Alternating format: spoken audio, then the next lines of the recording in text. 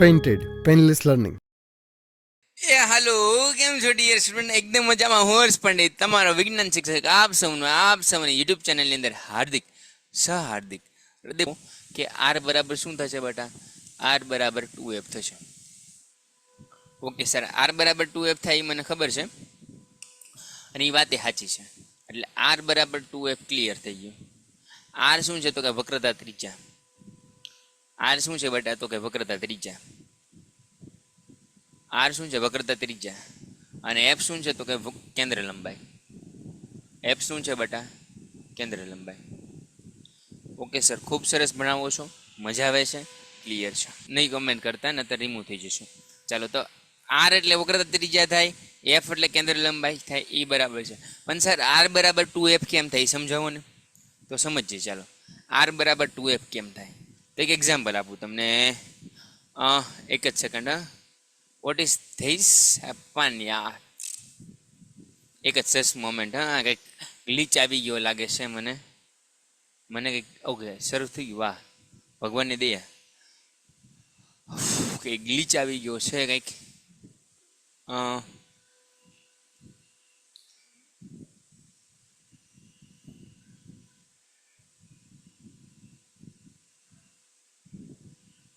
Okay, સમજો હવે. અહીંયા સમજવાની ટ્રાય કરજો. એક 2 જ મિનિટ લઈશ તમારી, પણ સમજાવી દઈશ કે આર બરાબર 2f કેવી રીતે થાય. સાયન્ટિફિક વેમાં તમને સમજાવીશ કે કેવી રીતે થશે. બરાબર છે? એકદમ ગાણિતિક રીતે તમને ખબર પડી જશે કે આર બરાબર 2f કેમ થાય.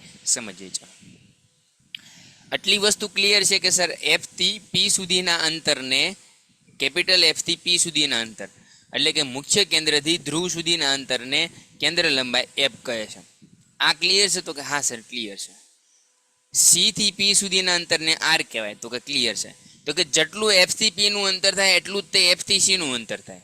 એટલે આ અંતર પણ કેવું છે? સેમ. કેવા જેટલું? તો કે એફ જેટલું. તો આ ટોટલ આર મેળવવું હોય તો મારે એફ વત્તા એફ કરવો પડે. નો સમજાણું સર? ફરી વાર સમજાવો. ચાલો, આ સમજાણું નહીં, ફરી વાર સમજીએ. એફ થી પી નું અંતર એફ છે, ટોટલ અંતર સી થી પી નું આર છે. મારે આ અંતર મેળવવું છે તો આ અંતર એફ જેટલું છે. કેટલું છે? એફ જેટલું. તો આને હું એફ કહી શકું? તો કે હા સર કહી શકાય. તો કે એફ વત્તા એફ એટલે શું થઈ જાય? 2f. અને 2f કોની બરાબર છે? તો કે આર બરાબર. હવે સમજાણું કે આર બરાબર 2f કેમ આવ્યું? હવે સમજાણું બેટા કે આર બરાબર 2f કેમ આવ્યું? આટલા માટે આવ્યું. શેના માટે આવ્યું? આટલા માટે આવ્યું. બરાબર છે? ઓકે,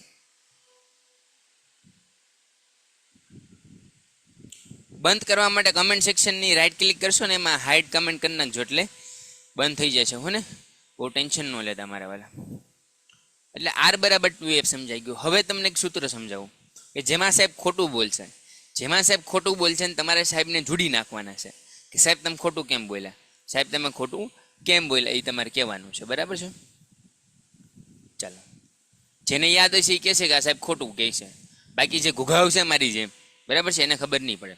અરીસાનું સૂત્ર શું છે? તો કે 1/v વત્તા 1/u બરાબર 1/f. વી શું છે? તો કે વસ્તુ અંતર. યુ શું છે? તો કે પ્રતિબિંબ અંતર. અને એફ શું છે? તો કે કેન્દ્ર લંબાઈ. ઓકે સર, ક્લિયર છે. કાલે આની વાત ભરીને કરી હતી. કરી હતી કે નહોતી કરી? કરી હતી કે નહોતી કરી? યસ ઓર નો? હા યા ના? કરી હતી. રાઈટ છે? તો હવે સમજીએ કે યુ એટલે વસ્તુ અંતર થાય, વી એટલે પ્રતિબિંબ અંતર થાય, એફ એટલે કેન્દ્ર લંબાઈ થાય.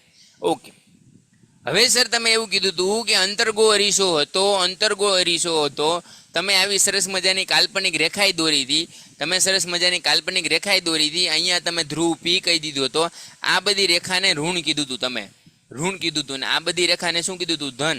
એટલે તમે એવું કીધું હતું કે -v ઋણ આવશે, -u ઋણ આવશે, એફ ઋણ આવશે અને આરે કેવું આવશે? ઋણ. આરે શું આવશે? તો કે ઋણ. તો કે સાહેબ આ તમે ચીટિંગ કરીને, સર તમે અહીંયા તો ચીટિંગ કરીને કે this is you said that the you, we અને એફ આ તમે કેમાં લીધા? પ્લસમાં. સર તમે ખોટું ભણાવ્યું ને ખોટું. સાહેબે ગફલો કર્યો ને? નથી કર્યો સાહેબે ગફલો. સાહેબ ગફલો ન કરે કોઈ દી. સાહેબની ઉપર ભરોસો રાખવાનો. શું રાખવાનો? ભરોસો. સમજીએ. 1/v ની જગ્યાએ -1/v લખું છું, 1/u ની જગ્યાએ -1/u લખું છું અને -1/f લખું છું. હવે સાદું ગણિત જેને આવડતું ને, સાદું જે પેલા બીજા વાળો છોકરો હોય ને એને આ ખબર પડે કે માઇનસ આમાંથી કોમન નીકળી ગયું એટલે વધ્યું 1/v. હવે તમને ખબર છે માઇનસ કોમન કાઢો તો એની વિરુદ્ધ નિશાની આવે, માઇનસ હોય તો પ્લસ આવે ને પ્લસ હોય તો માઇનસ આવે. ક્લિયર છે? તો કે હા સર ક્લિયર છે. એટલે -1/u પ્લસ 1/u બરાબર શું થઈ ગયું 1/f. અને માઇનસ તો હતું જ તે, આ માઇનસ ઉડી ગયું એટલે આન્સર શું આવ્યો તો કે 1/v વત્તા 1/u બરાબર 1/f. તમને આ સાબિતી પૂછાતી નથી ને અંદર ભરી ભરીને દિલથી કરત, ભરી ભરીને દિલથી શીખવાડત. બરાબર છે? ભરી ભરીને દિલથી શીખવાડત તમને, પણ અત્યારે કામની નથી એટલે નથી શીખવાડતો. ધોરણ 12 ની અંદર આ સાબિતી પૂછાય છે, ભરી ભરીને શીખવાડું છોકરાઓને. દિલથી મને જે છે એ આશીર્વાદ આપે છે કે સાહેબ તમારે જેવું કોઈ નથી ભણાવતા. બરાબર છે? તો અહીંયા તમને એવું જ ભણાવું હતું. બરાબર? આ કમેન્ટ તમારી જે વધતી જાય છે ને એમાં હું રિમૂવ કરી દઈશ. હવે જો ઇમોજી મેકલા ને એટલે રિમૂવ કરી દઈશ. અરીસાનું સૂત્ર યાદ રહે કે ન રહે બધા યાદ રાખવાનું છે. 1/v વત્તા 1/u બરાબર 1/f. જ્યાં u છે એ વસ્તુ અંતર છે, v છે એ પ્રતિબિંબ અંતર છે ને f કેન્દ્ર લંબાઈ છે. આની ચર્ચા આપણે આગળ થઈ ગઈ છે. હવે મોટવણી કેવી રીતે મેળવી શકાય એની વાત કરીએ. હવે મોટવણી એટલે શું એ સમજો. મોટવણી એટલે શું એટલે સમજો. કોઈ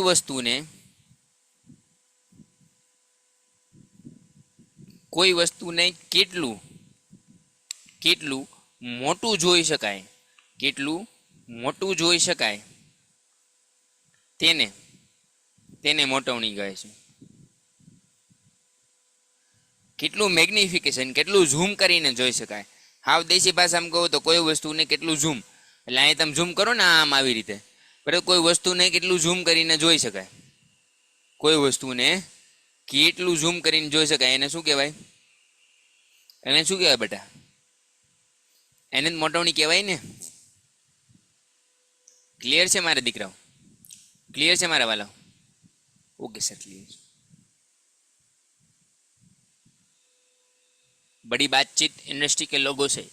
પેઇન્ટેડ એપ્લિકેશન ધોરણ 6 થી 12ના વિદ્યાર્થીઓ માટે અપડેટ થઈ ચૂકી છે. આ એપ્લિકેશનમાં શું છે?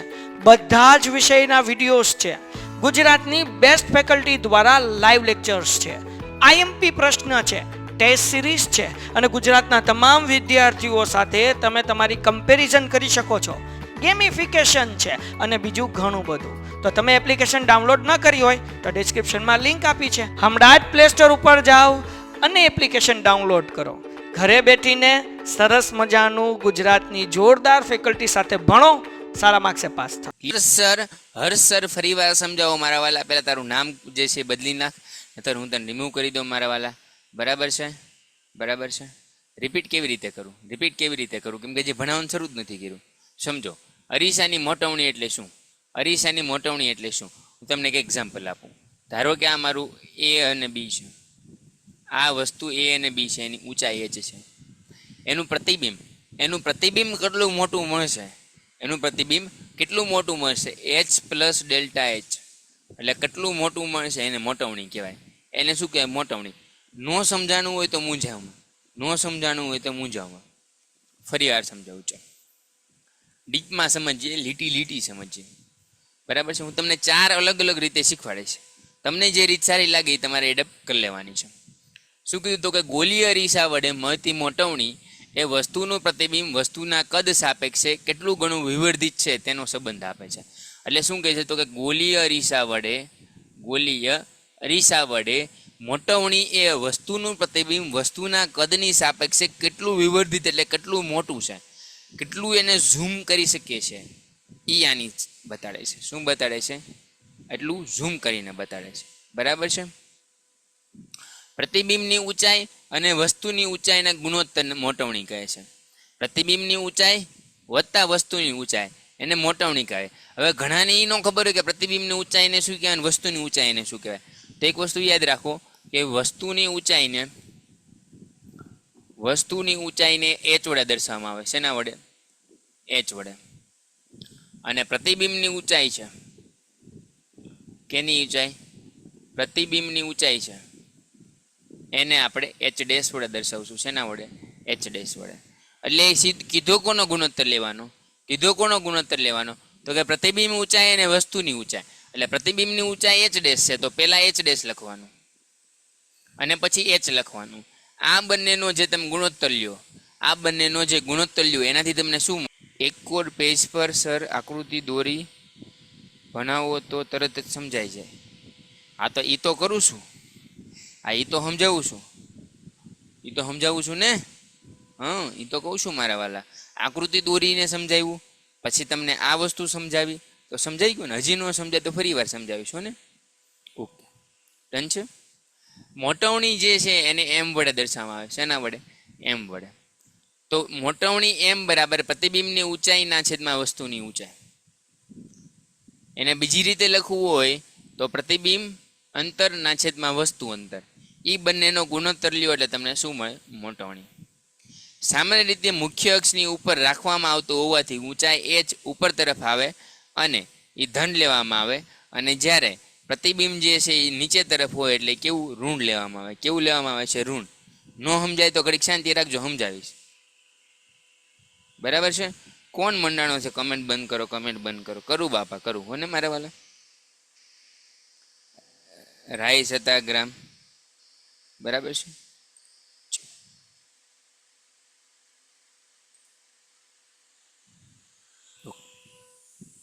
શું કહે છે? તો કે એમ બરાબર માઇનસ વી ના છેદમાં યુ.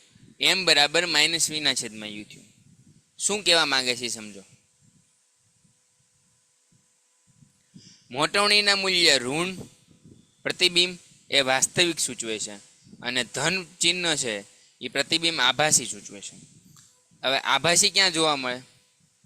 આભાસી ક્યાં જોવા મળે? બહિર્ગોળમાં. ક્યાં જોવા મળે? બહિર્ગોળની અંદર. આવી રીતે કોઈ એક અંતર્ગોળ અરીસો છે. અંતર્ગોળ અરીસામાં આ બાજુ અપરાવર્તક સપાટી છે. આ લીટા છે એ શું દર્શાવે? અપરાવર્તક સપાટી. એની વચ્ચેથી કોઈ એક અક્ષ નીકળે છે, જેને મુખ્ય અક્ષ કહીએ છીએ. અહીંયા કોઈ એક ઊંધું દર્શાવવું પડશે ને મારે.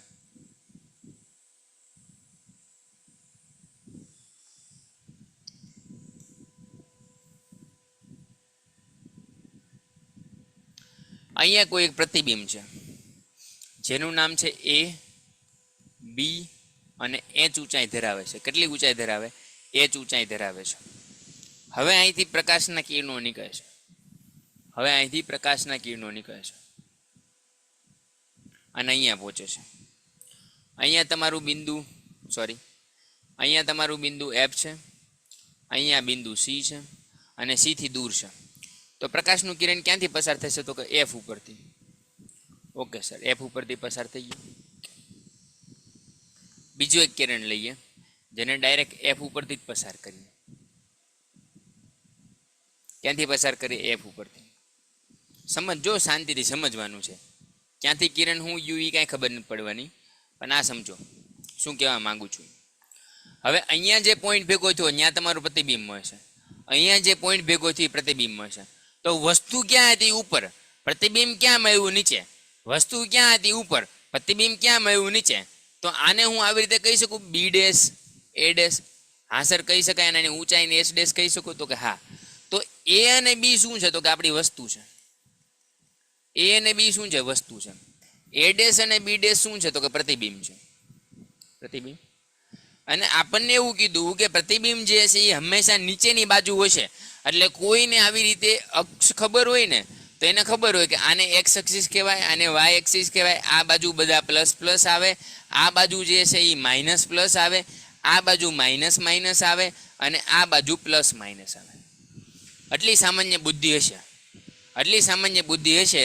અને આ પ્રમાણે કંઈક કામ થતું હશે. કેની પ્રમાણે? આ પ્રમાણે કંઈક કામ થતું હશે.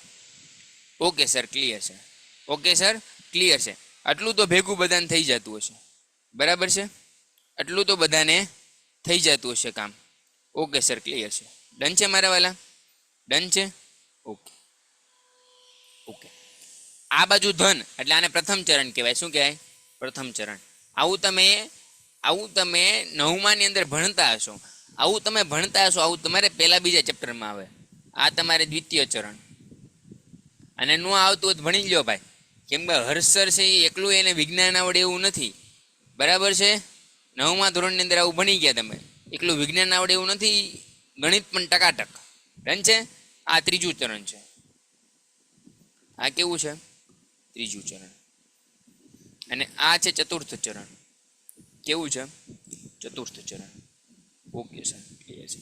ચોથું ચરણ કેવું થઈ ગયું? ચોથું ચરણ. East or west, India is best. પ્રથમ ચરણ, દ્વિતીય ચરણ, તૃતીય ચરણ, ચોથું ચરણ. આ બધી વાત મેં કોણ સાહેબ કેવી કયો?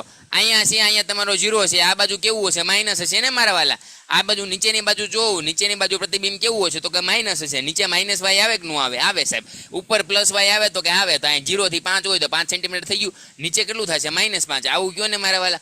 એકદમ ક્લિયર છે, એકદમ ક્લિયર છે. ઓકે, હવે સમજાઈ ગયું. હવે મોટવણી એટલે શું એ સમજો. મોટવણી એટલે શું સમજો? તો કે m બરાબર h' ના છેદમાં h થાય. શું થાય? h' ના છેદમાં h. એટલે પ્રતિબિંબ અંતરના છેદમાં વસ્તુ, પ્રતિબિંબના છેદમાં વસ્તુ, અથવા તો એને -v ના છેદમાં u લખી શકાય. આ માઇનસ નિશાની એવું દર્શાવે છે કે તમે અંતર ગોળો. સિમ્પલ વસ્તુ. અહીંયા 0 હોય બેટા, અહીંયા શું હોય? આપણું ઉગમ બિંદુ 0. આ બાજુ બધી સંખ્યા કેવી હશે? ઋણ હશે. આ બાજુ બધી સંખ્યા કેવી હશે? ઋણ હશે. ઓકે, x એક્સિસ ઋણ હશે, y એક્સિસ કેવી હશે? ધન હશે. એટલું તો નાના છોકરાને ખબર પડે, બરાબર છે. હવે a થી b ઉપરની બાજુ છે એટલે h કેવું આવશે? તો કે ધન. h' કેવું આવશે? ઋણ. એટલે તમને મોટવણી કેવી મળશે? નેગેટિવ. કેવી મળશે? નેગેટિવ. તો આ m શું છે? તો કે મોટવણી છે. શું છે? મોટવણી. મોટવણી એટલે કે મારા વાલા કોઈ વસ્તુ કેટલું મોટું છે, કેટલું મોટું છે એ તમને બતાડશે મોટવણી. કેટલું વિવર્ધિત છે, કેટલી ઝૂમ કરીને બતાવી શકે એ છે.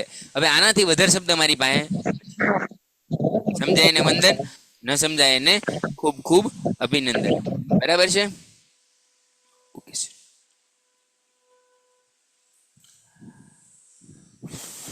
I will try do my best. તો m બરાબર -v ના છેદમાં u એવું દર્શાવે છે કે ઋણ ચિહ્ન હોય તો પ્રતિબિંબ વાસ્તવિક હશે અને ધન હોય તો પ્રતિબિંબ આભાસી હશે. ડન. હવે પ્રકાશનું વક્રીભવન. તો તમે સિમ્પલ એક પ્રયોગ કરેલો છે કે કોઈ એક ગ્લાસ હોય. આ શું છે? હવે ઘણાને એ નહીં ખબર પડે આમની અંદર શું ભરેલું. ઘણા પાસે એમ કે આમાં CH3CH2 હોય છે. નથી. આ ગ્લાસ છે, ગ્લાસની અંદર પાણી ભરેલું છે, પાણી ભરેલું છે. આ શું છે? તો કે પેન્સિલ છે. આ શું છે? તો કે પેન્સિલ. ઓકે સર, એટલું સમજાય છે. હાવ નાના છોકરા નથી, એટલું સમજાય છે. હવે પેન્સિલને તમે જ્યારે પાણીની અંદર મેકો છો ત્યારે થોડીક વક્રીભૂત થયેલી બતાય, એટલે તૂટેલી બતાય. કેવી બતાય? તૂટેલી. પણ જેવી કાઢો એટલે સારી થઈ જાય, જેવી કાઢો એવી સારી થઈ જાય. પેન્સિલ તમને જે છે તૂટેલી બતાય, જેવી કાઢો એટલે કેવી થઈ જાય? સારી થઈ જાય. ઓકે સર, ક્લિયર છે? ક્લિયર છે. અત્યારે મારી પાસે પાણી નથી ને ગ્લાસે નથી, નહીં હું તમને બતાડીશ, પણ કાલે બતાડીશ. કોને મારવા? શું કહે છે? તો કે પાણી ભરેલા કાચના પ્યાલામાં અંશતઃ ડૂબાયેલી પેન્સિલ હવા અને પાણીના આંતરપૃષ્ઠ આગળ વાંકી વળેલી કેમ બતાય છે? સમજાવો. વાંકી વળેલી કેમ બતાય છે? તો કે પેન્સિલ છે એ પાણીમાં ડૂબેલા ભાગ પરથી આવતા પ્રકાશના કિરણોને જે છે હવામાં પ્રવેશે છે ત્યારે પાણીની સપાટી આગળ વક્રીભવન પામે છે. એટલે શું થયું? તો કે અહીંથી વક્રીભવન પામવાનું શરૂ થયું. આવી રીતે આવતા હતા અને એ વક્રીભવન પામ્યું કંઈક. શું થયું? અહીંયા ખરેખર તો જવા જોઈએ આમ, પણ ગયા કંઈક આમ. તો એટલું શું થયું? એટલું કંઈક વક્રીભવન થયું. આ થીટા બન્યું. શું બન્યું? થીટા. વક્રીભવનના કારણે કંઈક થયું. આ બધું સમજાવ્યું છે. વક્રીભવન કેમ થયું, કાચની અંદર કેવી રીતે વક્રીભવન થાય, કાચના સ્લેબની અંદર, એ બધું સમજાવ્યું. ઘડીક પેશન્સ રાખજો. શું રાખજો? પેશન્સ. જ્યાં સુધી પૂરું ન થાય ને ત્યાં સુધી કોઈ કહેવાનું નહીં, નથી આવડ્યું. શાંતિથી સમજો. આપણે બેસ્ટ ટ્રાય કરીએ છીએ. વક્રીભવન બાદ આપણી આંખ તરફ પ્રકાશના કિરણો આવશે અને પેન્સિલની પાણીની બહાર જોતા ભાગની સરખામણીમાં આપણને ખબર છે કે આપણને પાણીને, કારણ કે પેન્સિલ જે છે હવા અને પાણીમાં આંતરપૃષ્ઠ આગળ કેવી બતાય છે? વાંકી બતાવેલી બતાશે. એટલે આપણને એમ કહેતા છે પેન્સિલ તૂટી ગઈ. કેમ? કેમ કે આંતરપૃષ્ઠ છે. પેન્સિલ લ્યો તો જ બતાય, પેન લ્યો તો ન બતાય, પેન લ્યો તોય બતાડે. સાહેબ લાકડું લઉં તોય બતાય, કાચનો રોડ લઉં તોય બતાય, હળી લઉં તોય બતાય. બધાના પ્રશ્નનું સોલ્યુશન થઈ ગયું. ધરાઈને મોજ આવી, ધરાઈને મોજ આવી તો એકવાર હા મોજા લખી દો. ધરાઈને જો મોજ આવી હોય તો એકવાર હા મોજા લખી દો. એટલે આપણે શરૂ કરીએ. જો તમને ધરાઈને મોજ આવી હોય તો હા મોજા લખી દો. એટલે આપણે શરૂ કરીએ.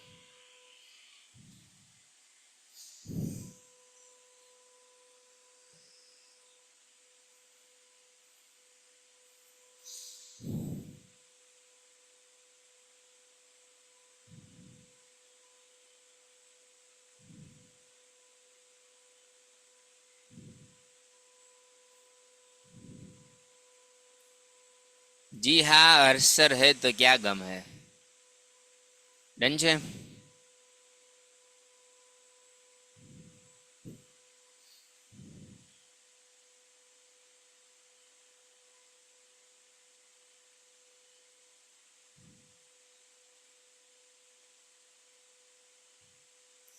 ડન છે. ચાલો ક્લિયર છે મારા વાલા. તો શરૂ કરીએ આપણે. જો આ તીર્થભાઈ પાછું શરૂ કરે માતાજીના નામ, જય માતાજી. બરાબર છે, પણ આવું નહીં કહેવાનું. હું બેટા, આપણે ભણવા આવીએ છીએ, આપણો એક જ ધર્મ છે, એ ભણવાનું. બધાને વંદન, બધાને અભિનંદન. કોઈની આપણે પ્રત્યે લાગણી દુભાવવાની વાત નથી. બધાને માનીએ છીએ, પગે લાગીએ, વંદન કરીએ, સૌને નમન છે. એ બધાના આશીર્વાદથી જ આપણે બધા સારા છીએ. ચાલો આગળ વધીએ. પાણીમાં કેવી રીતે પેન્સિલ ડૂબેલી હોય ખબર પડી ગઈ, કેમ કે એના આંતપૃષ્ઠ પાછળ જે છે કેવી બતાય, તો કે વાકી બળેલી હશે. કેવી હશે? વાકી બળેલી છે. ક્લિયર છે. ચાલ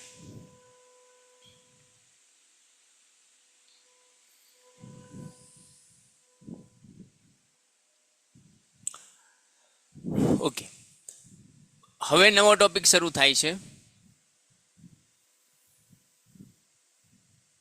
પ્રકાશનું પરાવર્તન અને વક્રીભવન.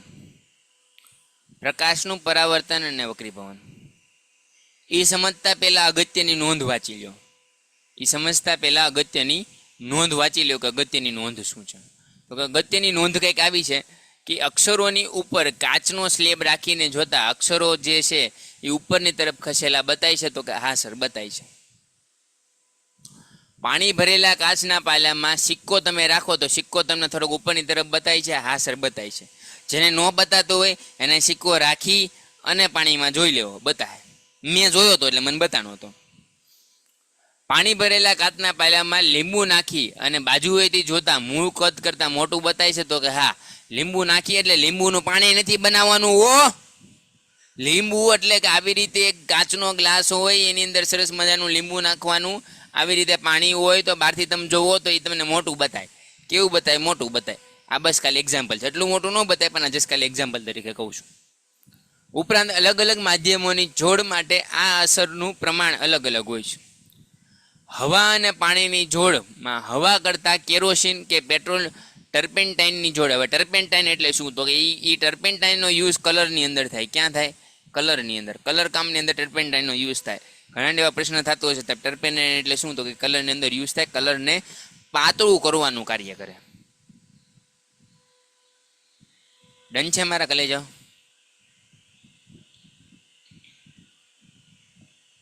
ડન છે. ચાલો, માટે પેન્સિલનું વાંકા વળવાનું પ્રમાણ કેવું હોય છે? અલગ અલગ હોય છે. અલગ અલગમાં નાખો. પાણીની અંદર નાખો તો અલગ હોય, પછી કાચની અંદર અલગ હોય, પાણી કરતાં બીજું કંઈ પ્રવાહી બદલો, જેમ કે કેરોસીન બદલો, ટર્પેન્ટાઇન બદલો, પણ અલગ અલગ હોય. ઘણાને એમ થાય સાહેબ લાલ કલરનું શરબત તો ઘૂગીએ છે, એમાં બતાય જ નહીં લાલ શરબતમાં તારી પેન્સિલ, એટલે ના પાડી.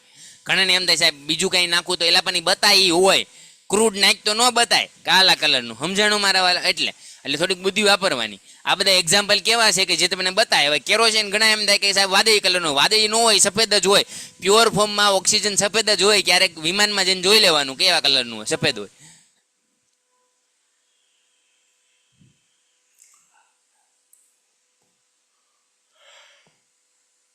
Okay sir. આ જ પ્રમાણે તળિયા ધરાવતા સિક્કામાં કાચના પ્યાલામાં પાણીની બદલે બીજું કોઈ પ્રવાહી ભરતા પણ જે છે એ ખસવાનું પ્રમાણ બદલાય. એટલે જેમ પ્રવાહી બદલાય, જેમ માધ્યમ બદલાય, એમ વસ્તુ વાંકા વળવાની ઘટના, ઉપર આવવાની ઘટનામાં ફેરફાર થાય છે. કેમ, શું, એ સમજશું. આવા અવલોકન દ્વારા પ્રકાશ ત્રાસી દિશામાં જાય છે એ ખબર પડી ગઈ કે પાતળા માધ્યમમાંથી ઘટ માધ્યમમાં ગયો એટલે પાણીમાંથી હવામાં ગયો, અથવા હવામાંથી પાણીમાં ગયો, હવામાંથી કાચમાં ગયો, તો પ્રકાશ છે એ ત્રાસો વળ્યો. પ્રકાશ ત્રાસો વળ્યો. નાનપણથી એવું ભણ્યા હતા કે પ્રકાશ સીધી લીટીમાં જાય. સીધી લીટીમાં જાય, પણ એક માધ્યમમાં જાય. કેમાં? એક માધ્યમમાં.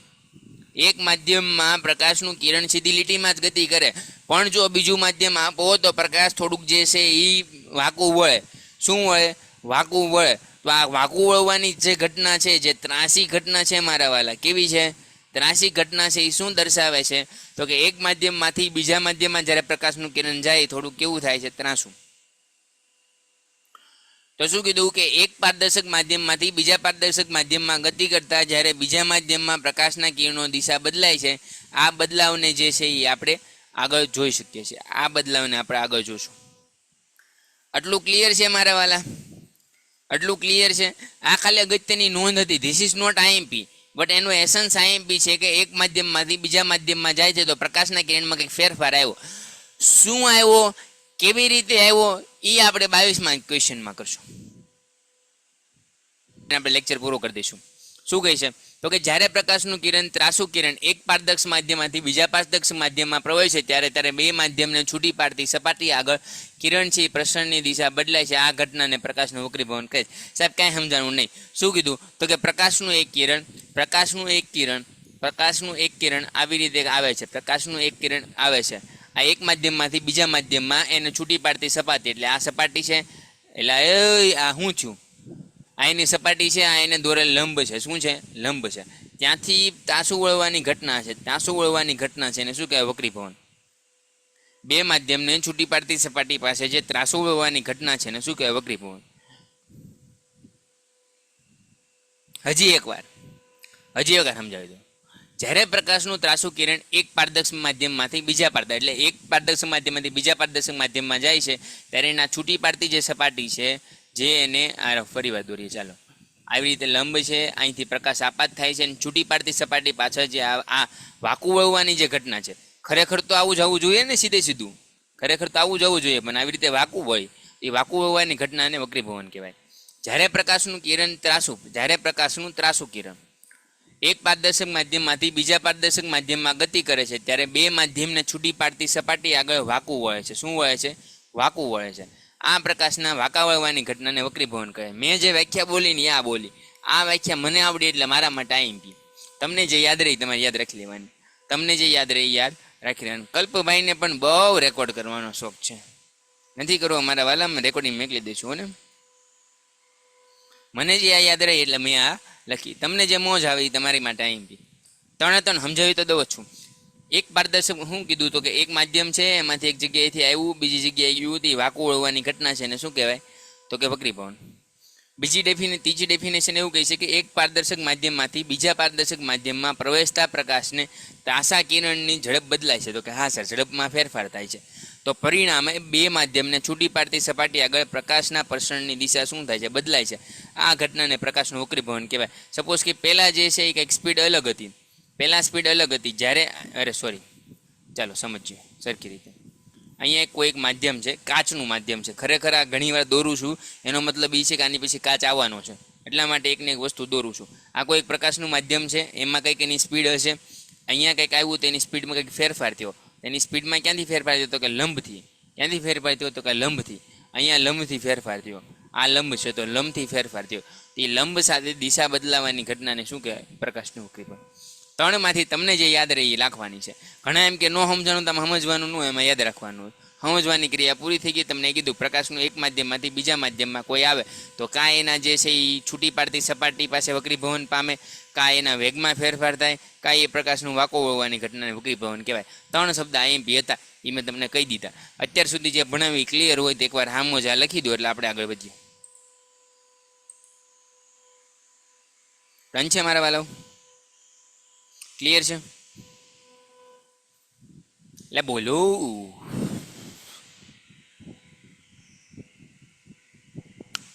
મજા આવે છે ને? બોરિંગ નથી લાગતું ને? હવે કાલના લેક્ચરમાં ડિટેલમાં તમને કાચનું ચોસલું ભણાવીશ. કાચનું ચોસલું કાલના લેક્ચરમાં ડિટેલમાં ભણાવી દઈશ. બરાબર છે? આ બધું કાંઈ વાંચવાની જરૂર નથી, કોઈ વસ્તુ યાદ રાખવાની જરૂર નથી. આ આખી આકૃતિ દ્વારા તમને સમજાવી દઈશ કે શું થશે, અને પછી ખાલી વાંચી જશું. બરાબર છે? હવે મુખ્ય કારણ, વક્રીભવનનું મુખ્ય કારણ એ બધું આઈએમપી છે, એની નિયમો એકવાર જોઈ લઈશું. બરાબર છે? વક્રીભવન ફરીવાર એ નહીં એવું તો એ જોઈ લઈશું. જેટલું ચેપ્ટરમાં હશે એ કરશું, બાકી વધારાનું નહીં કરીએ. બરાબર છે? આ વક્રીભવન છે, પ્રકાશીય ઘટ માધ્યમ, પાતળું માધ્યમ અલગ અલગ થાય, પછી લેન્સ આવશે, પછી લેન્સની શરૂઆત થશે. અંતર્ગોળ લેન્સ, બહિર્ગોળ લેન્સ, એની આપણે વાત કરશું. એની પછી મુખ્ય કેન્દ્ર, મુખ્ય અક્ષ આવશે, એની વાત કરશું. એના કિરણોની વાત કરશું, એમાં કયા કયા કિરણો બને એની પણ વાત કરશું. અને પછી આપણે ચેપ્ટરને પૂર્ણાહુતિ તરફ લઈ જશું. આ એક સૂત્ર છે લેન્સનું, એ જોશું. અને એની પછી એનો લેન્સનો પાવર જે P બરાબર 1/f થાય એ જોશું. અને છેલ્લે વાર્તા પૂરી કરી દઈશું. ડન છે? ચાલો તો મળીએ છીએ નેક્સ્ટ લેક્ચરની અંદર. ત્યાં સુધી બધાને જય હિન્દ. હવે બતાતું જ નથી. ત્યાં સુધી બધાને જય હિન્દ. બરાબર છે? જય ભારત અને જય વિજ્ઞાન. જય વિજ્ઞાન. ડન છે વાલા વિદ્યાર્થીઓ? મળીએ છીએ કાલે નેક્સ્ટ લેક્ચરની અંદર. ત્યાં સુધી જય હિન્દ, જય ભારત. જે લોકોએ હજી પણ લેક્ચર નથી જોઈ એ બધા ફટાફટ જોઈ લેજો. બધાને મજા આવશે, આનંદ આવશે. મળીએ છીએ નેક્સ્ટ લેક્ચરની અંદર. ત્યાં સુધી bye bye, Tata. Painted application ધોરણ 6 થી 12ના વિદ્યાર્થીઓ માટે અપડેટ થઈ ચૂકી છે. આ એપ્લિકેશનમાં શું છે? બધા જ વિષયના વિડીયોઝ છે. ગુજરાતની બેસ્ટ ફેકલ્ટી દ્વારા લાઈવ લેક્ચર્સ છે. આઈએમપી પ્રશ્ન છે, ટેસ્ટ સિરીઝ છે અને ગુજરાતના તમામ વિદ્યાર્થીઓ સાથે તમે તમારી કમ્પેરિઝન કરી શકો છો. ગેમિફિકેશન છે અને બીજું ઘણું બધું. તો તમે એપ્લિકેશન ડાઉનલોડ ન કરી હોય તો ડિસ્ક્રિપ્શનમાં લિંક આપી છે. હમણાં જ પ્લે સ્ટોર ઉપર જાઓ અને એપ્લિકેશન ડાઉનલોડ કરો. ઘરે બેઠીને સરસ મજાનું ગુજરાતની જોરદાર ફેકલ્ટી સાથે ભણો, સારા માર્ક્સે પાસ થાઓ.